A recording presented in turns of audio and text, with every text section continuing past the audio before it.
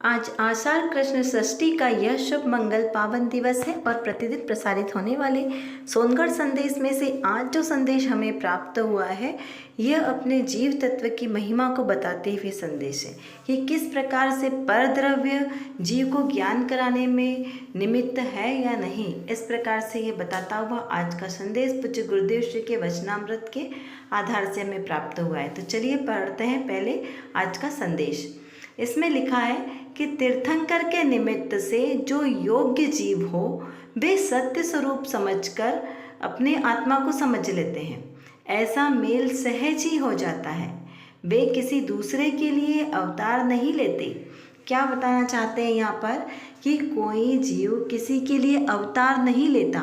जैसे जब ये संसार में पहले तो सतयुग था, फिर कलयुग आया, तब उस समय चारों तरफ हिंसा का हाहाकार मच रहा था।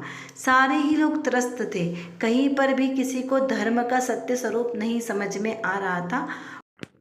सभी मात्र धर्म को पर द्रव्यों में ही धर्म को मान रहे थे, क्रिया कांड में धर्म समझ रहे थे। मात्र पूजन करना, अभिषेक करना, भक्ति करना, नृत्य आदि करना, बस यही धर्म है। बहुत से बहुत पूजा पाठ, दया दान आदि कर देना, करुणा दान जिसे कहा है, बस इसमें ही धर्म माना। लेकिन मैं स्वद्रव्य हूँ, यानी कि मैं चैतन्य स्वभावी आत्मा जीव द्रव्य हूँ और मेरा स्वभाव क्या है, वो वस्तु का स्वभाव धर्म, वो किसी को समझ में ही नहीं आ रहा था। जबकि बाहर में धर्म मानना वो धर्म नहीं है कि हमने हिंसा आदि सारे पापों को निवृत्त किया और अणुव्रत महाव्रत आदि धारण करके अपने आचरण की शुद्धि कर ली तो हमारा धर्म हो गया। हमने सटकाई के जीवों की हिंसा से विरक्ति ले ली। अष्टमी चतुर्दशी के दिन व्रतों में, पर्वों में हमने हरित काई का त्याग किया, भूमि को देखकर चलना, ये सब से हमने जीवों की रक्षा करने में जहाँ पे धर्म माना, यानी अहिंसा में परमो धर्म, जियो और जीने दो। सिर्फ इतना ही धर्म नहीं था। उस समय में जब जीव को अपने स्वरूप का ज्ञान नहीं था तब जीवों ने सिर्फ इसी को धर्म माना, क्योंकि महावीर भगवान का उपदेश हमें यही प्राप्त हुआ है कि प्राणी मात्र में जीव है और जीवों और सभी जीवों की रक्षा करना वही धर्म है। सभी आत्माएं बराबर है, कोई छोटा या बड़ा नहीं है। लेकिन ये हमने महावीर भगवान की शिक्षाएं सुन तो ली, लेकिन उसे आत्मसात कैसे करना है वो समझ में नहीं आया। तो वह जब हमने आगे और स्वाध्याय बढ़ाया, हमारे महान आचार्यों पूज्य गुरुदेव श्री ने जो तीर्थंकर भगवान की वाणी में जो सत्य स्वरूप लिखा, किसका, मेरा, किसी और का नहीं, मेरा, मेरे आत्म द्रव्य का, मेरे जीव द्रव्य का जो सत्य स्वरूप आगम में लिखा, उसका हमें वैसा का वैसा ही ज्ञान करवाया। तो तब हमें पता चला कि अरे प्रत्येक आत्मा तो भगवान आत्मा है। कैसा है, प्रत्येक आत्मा में सिद्ध भगवान के बनने की शक्ति है, क्योंकि उसमें शक्ति रूप से तो सिद्ध समान शुद्ध शक्ति है ना। अनंत शक्तियाँ विराजमान है मेरे इस जीव द्रव्य में। मेरा यह जीव द्रव्य पर द्रव्य का कुछ करता धरता ही नहीं है। जहाँ पे हमने पर द्रव्य का कर्ता स्वयं को मान के रखा कि यदि मैं ना करूँ तो समाज आगे चल नहीं सकती, मेरे से ही सारी संस्थाएं चलती है, मेरे से ही घर परिवार सब चलते हैं। तो ये जो हमने पर द्रव्य को कर्ता माना है ना, ये कर्ता बुद्धि पर कुठाराघात करते हुए पूज्य गुरुदेव श्री ने जो शंखनाद किया वस्तु स्वरूप का, तत्व ज्ञान का, वो हमारे लिए बहुत ही अमूल्य निधि है। तो यहाँ कहते हैं कि तीर्थंकर के निमित्त से जो योग्य जीव हो वे सत्य को समझते हैं। तो यहाँ पे देखो, यदि हम पूर्व काल की बात देखें तो मारीची का जीव जब आदिनाथ भगवान के समूह शरण में गया और वहाँ पे जो तीर्थंकर भगवान की साक्षात दिव्य देशना सुनकर भी उसने वहाँ से छली ग्रहण किया। उसने वहाँ से अपने स्वरूप को प्राप्त नहीं किया, अपने स्वरूप को नहीं समझा। और बाकी उस समय में उनके खुद के ही बाकी अन्य सारे भाई और भी सब जन, सब ने जिन्होंने दिव्य देशना सुनकर अपना आत्मकल्याण करके मोक्ष पद को प्राप्त किया, वहीं पर उस जीव ने अपना स्वरूप नहीं समझा और अपने ही भाव बढ़ाए। तो यहाँ कहा कि निमित्त भी अगर मिलता है तो किसे मिलता है, जिसके उपादान में शक्ति होती है, यहाँ पर ये ग्रहण करना कि तीर्थंकर तो है ही साक्षात निमित्त, लेकिन उनका वो निमित्त भी कब निमित्त बनते हैं, जब जीव अपना कार्य करे। जब तक कार्य सिद्ध ना हो तो ये जो बाहर में संयोग मिले, जो निमित्तादिक जो मिले, उसको निमित्त की उपमा नहीं मिलती। कार्य होने के बाद आरोप आता है निमित्तों पे। जैसे मारीची के जीव ने वहाँ पर अपना कल्याण नहीं किया, तो वो तीर्थंकर भगवान उसको निमित्त बने क्या, उसको अपना सत्य स्वरूप समझाने में? नहीं बने, क्योंकि उसका कार्य सिद्ध नहीं हुआ। लेकिन जिन जीवों का कार्य सिद्ध हुआ, उनके लिए भी तीर्थंकर भगवान निमित्त बने। किसमें? अपने सत्य स्वरूप को समझाने में, अपना सहज स्वभाव समझने में निमित्त कब बने? जब हमने उपादान की योग्यता जगी, जब स्वयं की काल लब्धि जागी। तो ऐसा हमें ये ग्रहण करना है कि हमें क्या हुआ, हमें क्या प्राप्त हुआ। हमारा जन्म इस पंचम काल में हुआ, जिसे निकृष्ट पंचम काल कहते हैं। तो क्या ये सोच के हमें निरुत्साहित होना है? तो नहीं, हमें अंतर में उत्साह जगाना है कि पंचम काल में भी भले ही जिस भी रीज़न से हमारा जन्म हुआ है, लेकिन अभी भी हमारे पास तीर्थंकर भगवान की दिव्य देशना है। साक्षात परंपरा आचार्यों की हमारे पास देशना जिनवाणी के रूप में उपलब्ध है। कोई भी हमारे पास कमी नहीं है, पूरी सब तरह से हमारे पास सुयोग अवसर है। जिनवाणी मिली, बुद्धि मिली, जिन तत्व को समझने की रुचि मिली, समझाने के लिए गुरु मिले, लेकिन फिर भी हम अपना कार्य सिद्ध नहीं करें तो इसमें किसका दोष? हमारा ही दोष। हमारे ही उपादान की योग्यता पूरी नहीं, हम उसको कर पा रहे, इसलिए हमसे अपना कल्याण का मार्ग प्रशस्त नहीं हो रहा। तो यहाँ पर किसी के निमित्त की अपेक्षा नहीं है कि कोई तीर्थंकर का निमित्त होता तो ही हम समझ पाता जीव। यहाँ स्वयं को जब समझ में आता है तब जीव समझता है। कहते हैं ना, समझाने से समझ नहीं आता, समझाने से समझ नहीं आता, जब स्वयं जागरण हो तब स्वयं ही समझ जाता है। क्या कहा कि किसी के समझाने से समझ नहीं आएगा, जब स्वयं का जागरण होगा तब उसको स्वयं ही समझ में आ जाएगा। आदिनाथ भगवान ने मारीची को क्या समझाया नहीं होगा, लेकिन उसकी योग्यता नहीं थी, इसलिए उसको कोई बात समझ में नहीं आई। उसने दिव्य देशना का विरोध करके समोसरण से बाहर चला गया, और जो जीव का कल्याण होना होता तो वो वहाँ पे समोसरण में ही विराजमान थे ना। प्रभु की वाणी तो एक जैसी सबके लिए समान खिरी, किसी के लिए ऐसा नहीं था कि इसको ज़्यादा समझाना है, इसको कम समझाना है। उन्होंने तो प्राणी मात्र के लिए उपदेश दिया, लेकिन जिन जीवों को समझ में आना था वो स्वयं समझे, वाणी से नहीं समझे। वाणी तो मात्र निमित्त है। तीर्थंकर भगवान की वाणी एक मात्र निमित्त है भव्य जीवों के कल्याण होने में, लेकिन समझना तो स्वयं जीव को ही है। तो उपादान की योग्यता तो स्वयं जीव की होनी चाहिए, तब जीव को समझ में आता है। तो यहाँ पे मात्र तीर्थंकर देव की वाणी निमित्त है, समझना स्वयं को है। इस प्रकार इसको हमें यहाँ पे ग्रहण करना है। अब दूसरा यहाँ पे अवतार की बात आई, तो अवतार ऐसे नहीं होते। अवतार जो एक बार भगवान बन गए वे दोबारा इस जन्म मरण नहीं करते। जो अवतार की पद्धति है वो एक मिथ्या मान्यता है, क्योंकि ऐसा कोई जीव किसी के लिए अवतार नहीं लेता। जो मोह राग द्वेष का त्याग कर चुके हैं वही तो भगवान बनते हैं। तो फिर वो जीव का पुनर्जन्म होता है, लेकिन किसका? जो जीव संसारी होते हैं उनका पुनर्जन्म होता है। तो यहाँ पे वो बात समझना, जो 9 नारायण, 9 प्रतिनारायण, 9 बलभद्र आदि ये सब पुराण पुरुष हुए हैं, इन पुराण पुरुष में से नारायण और प्रतिनारायण नियम से नरक जाते हैं, नारद भी नरक जाते हैं। तो जो नारायण है वो बार बार जन्म मरण कर सकते हैं, क्योंकि वो जीव की संतति तो अनादिकाल से चली आ रही है ना। अब जब वो नारायण नरक से निकलकर वापस मनुष्य बनेंगे और अपना कल्याण करके मोक्ष जाएंगे ये निश्चित है उनका, लेकिन कब जाएंगे ये पक्का नहीं है। तो जब वो मोक्ष जाएंगे तब भगवान बनेंगे, उसके पहले वो भी भगवान नहीं बने। तो ये इसको विचार करना, चिंतन करना भी बहुत आवश्यक है कि भगवान एक्चुअली में कौन होते हैं, क्या स्वरूप होता है भगवान का। तो जब भगवान का सत्य स्वरूप समझ में आएगा तभी हमें अपने आत्मा का भी स्वरूप समझ में आएगा। या यूँ कहे कि हमें जब अपने आत्मा का स्वरूप समझ में आएगा तब सच में भगवान होते कौन है, कैसे बनते हैं, ये समझ में आएगा। क्योंकि भगवान कोई जन्म नहीं लेते, जिनका जीवों का अवतार होगा वो तो उनका जन्म हुआ अवतार वाला, तो जन्म से ही कोई भगवान नहीं बनता, अपने कर्मों से भगवान बनते। जो जीव इस मनुष्य गति में आकर पुरुषार्थ पूर्वक अपनी आत्मा को साधते हैं, अपने आत्म स्वरूप को समझते हैं, वे ही भगवान बनते हैं। इस प्रकार का हमें दृढ़ श्रद्धान होना चाहिए और उसका निर्णय होना चाहिए। इसके अलावा और कोई तरीका नहीं है भगवान बनने का। चलिए इसके बाद हम देखते हैं आज की रत्न कणिका में कौन सी विशेष बात आई है।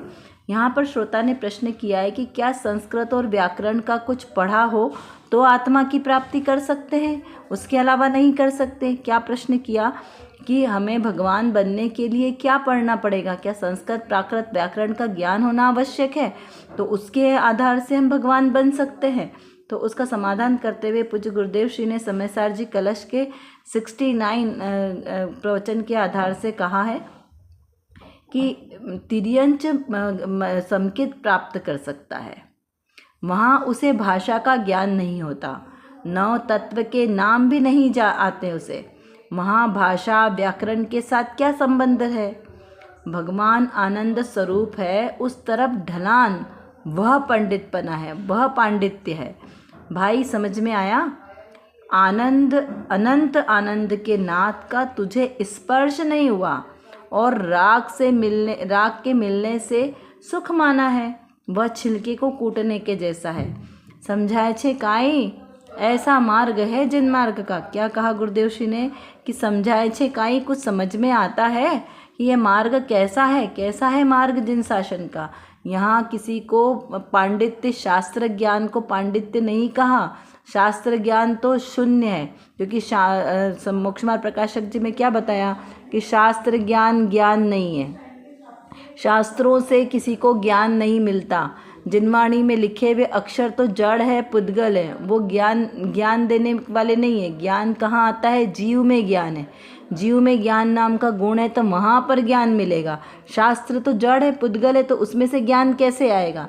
तो यहाँ पे कहा कि आत्मा ही ज्ञान स्वरूपी है, मेरे आत्मा में ही ज्ञान ज्ञान ज्ञान भरा है और आत्मा से ही ज्ञान प्राप्त होता है, किसी और के नहीं। किसी और की आत्मा से भी ज्ञान प्राप्त नहीं होता कि कोई तीर्थंकर भगवान का जीव द्रव्य है, उत्कृष्ट द्रव्य है, तो उनके जीव द्रव्य से मेरे जीव द्रव्य को ज्ञान प्राप्त होगा, तो ऐसा भी नहीं है। मेरा आत्मा स्वयं ही ज्ञानवान है और मेरे आत्मा का गुरु भी मैं स्वयं ही हूँ। स्वयं को स्वयं से ही ज्ञान होता है, पर द्रव्य क्रंच मात्र भी ज्ञान का कारण नहीं है। तो यहाँ पर एक प्रश्न उठ सकता है, तो फिर क्या करें, किसी से ज्ञान नहीं लें, हम अपने आप को ज्ञानवान ही माने कि हम ही ज्ञानवान हैं। तो यहाँ कहा नहीं, ऐसा स्वच्छंदीपना भी नहीं करना है, क्योंकि बाहर में गुरुओं का विनय करना ये विनय गुण है, जिससे हमें ज्ञान हो रहा है। हमें किसी के समझाने से हमें जो बात समझ में आ रही है, तो समझ में तो हमें अपने आत्मा से ही आती है, लेकिन जो निमित्त बनते हैं तो उनका विनय करना ये सब भी विनयाचार में आता है। लेकिन अंतर में हमें यह दृढ़ श्रद्धान भी होना चाहिए कि मुझे ज्ञान मेरे ही ज्ञान स्वभाव से आता है, मेरा आत्मा ही ज्ञान स्वभावी है, इसलिए उससे ज्ञान आता है। पर द्रव्य से जो समझाया जाता है वो तो मात्र निमित्त है, वो समझाने में मात्र निमित्त है, वस्तु स्वरूप को बताने में। 7 तत्व 9 पदार्थ का यथार्थ स्वरूप बताने वाले ऐसे गुरु हमारे को सिर्फ रास्ता दिखाते हैं कि ये रास्ता है, पर उस पर चलना तो स्वयं को ही है। मात्र रास्ता जानने मात्र से हमारे को अपनी मंजिल तक पहुंचना नहीं होता, उस मार्ग पर जब हम स्वयं चलेंगे तब हमें मंजिल की प्राप्ति होती है। तो यहाँ पर इस प्रकार समझना, इसलिए कहा कि तिर्यंच भी जीव समकित को प्राप्त कर सकता है, तो हम मनुष्य नहीं कर सकते क्या। जब पूँछ वाला सम्यक दर्शन ले सकता है तो हम मूँछ वाले क्यों सम्यक दर्शन नहीं ले सकते। उनको कौन सी भाषा का ज्ञान है, कौन सा व्याकरण पढ़ा है उन्होंने, कौन सा प्राकृत शास्त्र पढ़ा है व्याकरण का, कौन सा संस्कृत का ज्ञान है, बोलना भी नहीं आता उन जीवों को, फिर भी वो सम्यक दर्शन प्राप्त कर सकते हैं। इससे ये सिद्ध होता है कि सम्यक दर्शन प्राप्त करने के लिए, अपने आत्मा को जानने के लिए हमें कोई संस्कृत प्राकृत का ज्ञान होना आवश्यक नहीं है। एकमात्र मैं आत्मा हूँ, मैं निःशुद्धात्मा हूँ, मात्र जानने देखने वाला हूँ, इतना ज्ञान होना आवश्यक है। अगर इतना ज्ञान हो गया तो यहीं पे सम्यक दर्शन है, यहीं पे संसार और यहीं पर मोक्ष है। इसके अलावा और कोई ज़्यादा जानने की आवश्यकता नहीं है। शिवभूति मुनिराज ने कितना ज्ञान लिया था, तिलतुष मात्र भिन्नम, मात्र इतना ही जाना था और उनको केवल ज्ञान की प्राप्ति हो गई। उनको कोई संस्कृत प्राकृत का ज्ञान नहीं था। अभी पूर्व भाव की बात अलग है कि जब उनको सम्यक दर्शन प्राप्त हुआ तो पूर्व भाव में जो उन्होंने देशना सुनी थी, द्वादशांग के जो पाठी थे, वो सब उनको ज्ञान हो गया। तो वो सब ज्ञान हुआ कब? जब अपनी आत्मा का अनुभव हुआ तब। तो यहाँ पे मूल में आवश्यक क्या है? अपनी आत्मा का अनुभव होना कि मैं आत्मा हूँ, स्वयं को जीव द्रव्य मानना, उसका श्रद्धान करना, ये आवश्यक है। तो जब आपने ये श्रद्धान किया तो आपको सहज ही ये सब ज्ञान हो जाएगा। ऐसा नहीं कहा कि आपको कोई शास्त्र आदि पढ़ना नहीं है, पढ़ना है तो, लेकिन उसका ज्ञान कब होगा, वो सिद्ध कब होगा? जब आप उस लक्ष्य को प्राप्त करोगे। जब आपने मान लिया कि मैं शुद्ध आत्मा हूँ, वो सम्यक दर्शन की प्राप्ति हुई, तो वो सहज ही सब पूरा द्वादशांग आपको सहज याद हो जाएगा। उसके लिए आपको कोई बुद्धिपूर्वक याद करने की ज़रूरत नहीं कि मैं पूरे द्वादशांग का ज्ञान लूँ तो मुझे सम्यक दर्शन होगा, वो सहज ही ज्ञान में याद हो जाएगा। तो पहले में पहला कार्य ये करना है। अब ये प्रश्न उठ सकता है कि आप फिर बोलो कि फिर हम ये नहीं पढ़े, क्या पढ़ने की आवश्यकता है? जब इनसे ज्ञान नहीं होगा तो हम क्यों क्लास अटेंड करें, क्यों हम जिनवाणी सुने? तो हम कुछ नहीं सुनते। तो यहाँ पर कहा, आचार्य देव कहते हैं कि ऐसा स्वच्छंदी भी नहीं बनना है। बुद्धिपूर्वक या तो आप अपने आत्मा का ध्यान करने में निमग्न रहो। अगर आपको अपने से अपनी आत्मा के ध्यान में आपकी स्थिरता बन रही है, रुचि बन रही है, तो आपके लिए कार्यकारी नहीं है इतना सब कुछ पढ़ना। लेकिन यदि आपको आत्मज्ञान, अपनी आत्मा को जानने में, आत्मा में स्थिरता करने में रुचि उतनी नहीं लग रही है, तो बुद्धिपूर्वक आपको ये सब चीज़ें पढ़नी है। क्योंकि यहाँ पे स्वच्छंदता ग्रहण नहीं करना। आचार्य देव, कुंदाचार्य देव ने क्या कहा? छलम न घेतव्यम, छल ग्रहण नहीं करना। तुम्हें आत्मा, अपना एकत्व विभक्त स्वरूप आत्मा तो दिखाएंगे, लेकिन उसके लिए छल ग्रहण नहीं करना। कब नहीं करना? जब आपको अपना एक ज्ञायक स्वभावी आत्मा आपको अपने लक्ष्य में आ रहा है, तो फिर आपको छल ग्रहण करने की आवश्यकता नहीं है। फिर आपको कोई ज़रूरत नहीं कि आपको मंदिर जाना है, आपको पूजन पाठ करना है, शास्त्र स्वाध्याय करना है, क्लास अटेंड करना है, संस्कृत प्राकृत पढ़ना है, ये सब की आवश्यकता नहीं है। कब? जब आपको अपना एक ज्ञायक स्वभाव आत्मा आपको सहज ही आपके ज्ञान में झलक रहा है। लेकिन जब तक आपको ज्ञायक स्वभाव आत्मा की खबर नहीं है, उसका श्रद्धा नहीं है, निर्णय नहीं है, तब तक आपको ये सब करना है, क्योंकि ये सब शुभ क्रिया है। इस प्रकार यहाँ से इसको समझना है। फिर कहा कि भगवान आनंद स्वरूप निज परिणति की तरफ ढलान वह पंडितपना है। पंडितपना क्या है? शास्त्र व्याकरण का ज्ञान होना, पूरे शास्त्र के सूत्र रट जाना, ये पंडितपना नहीं है। पंडितपना है एक अपना आत्मा का ज्ञान होना। बोलते ना, 2.5 अक्षर जिसको याद हो जाए कि मैं आत्मा हूँ, सो पंडित, बाकी कोई पंडितपना नहीं है। इस प्रकार समझना है यहाँ पर कि आत्मा अनंत आनंद के नाद का तुझे स्पर्श भी नहीं हुआ। अगर हमने बहुत सारी पढ़ाई कर ली तो उससे हमें आत्मा का ज्ञान नहीं हुआ, वहाँ तो हमें जीरो नॉलेज है अभी भी, क्योंकि आत्मा का ज्ञान नहीं हुआ। जब तक आत्मा का ज्ञान नहीं हुआ तब तक उसके पहले वाली सारी क्रियाएं किसी निरर्थक है, किसी कार्यकारी नहीं है। इस प्रकार इसको यहाँ पर समझना है। फिर इन सब के मिलने से, राग के मिलने से सुख माना है। हमने किसको कहाँ सुख माना है? राग द्वेष कषायों के वहाँ पर मिलने में सुख माना है, लेकिन वहाँ सुख नहीं है। वो कैसा है? भूसे को कूटने की तरह है। जिस प्रकार भूसे को कूटने से कुछ भी चीज़ हमें प्राप्त नहीं होती, वैसा ही यहाँ पर इसको समझना है। रेत को कितना भी पेलो, वहाँ से कभी तेल नहीं निकल सकता। तो ऐसे ही ये मोह राग द्वेष रूपी जितने भी परिणाम हैं, ये सब कैसे हैं? अकार्यकारी है। यहाँ पर सुख की प्राप्ति नहीं हो सकती। सुख की प्राप्ति एकमात्र मेरे निःशुद्धात्मा के आश्रय से ही हो सकती है। इस प्रकार हमें यहाँ पे समझना है। अब देखो, जिस जीव को कल्याण करना होगा उसको सहज ही ऐसे योग मिलते हैं और उसकी सहज ही ऐसी परिणति होगी कि उसे अपने आत्मस्वरूप की पहचान होगी। तो पूरे श्रद्धान के साथ कि मैं आत्मा हूँ, पर द्रव्य मेरा कुछ भी करने वाला नहीं है, पर द्रव्य से मेरा किंचित मात्र भी संबंध नहीं है, इस प्रकार का हमें श्रद्धान करना है। शास्त्र ज्ञान को निरर्थक कब कहा है? जब हम अपनी आत्मानुभूति की तरफ ढलान हो। लेकिन तब तक आपको शास्त्र ज्ञान, शास्त्र स्वाध्याय पढ़ना ये भी आवश्यक है। अभी तो यह उपदेश देते हैं आचार्य देव कि अगर आपको समझ में नहीं आ रहा है तो भी समझो, तो भी पढ़ो। कर्णानियों के ग्रंथ बहुत सूक्ष्म विषय है गणित के, हर किसी को समझ में नहीं आते, लेकिन फिर भी उनको पढ़ना आवश्यक है। क्यों?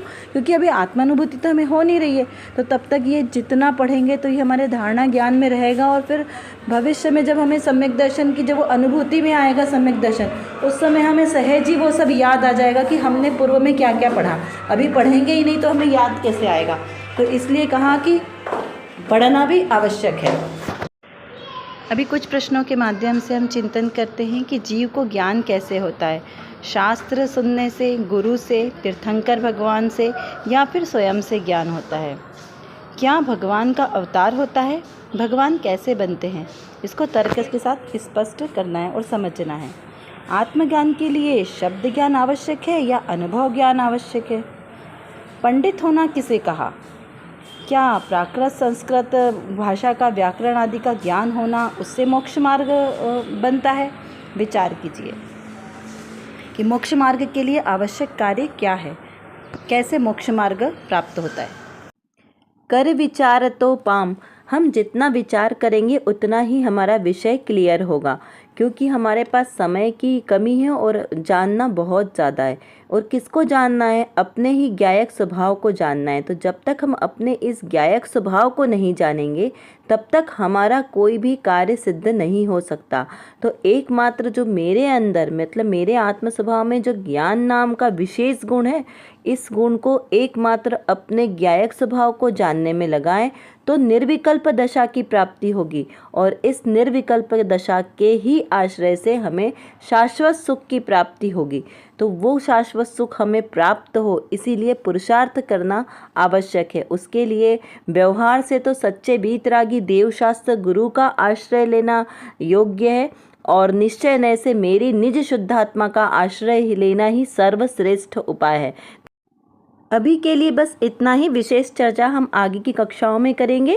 तब तक हम अपने आत्मस्वरूप को जानें, पहचानें और उसी में लीन रहें। इसी विशेष मंगल भावना के साथ आप सभी को सादर जय जिनेंद्र।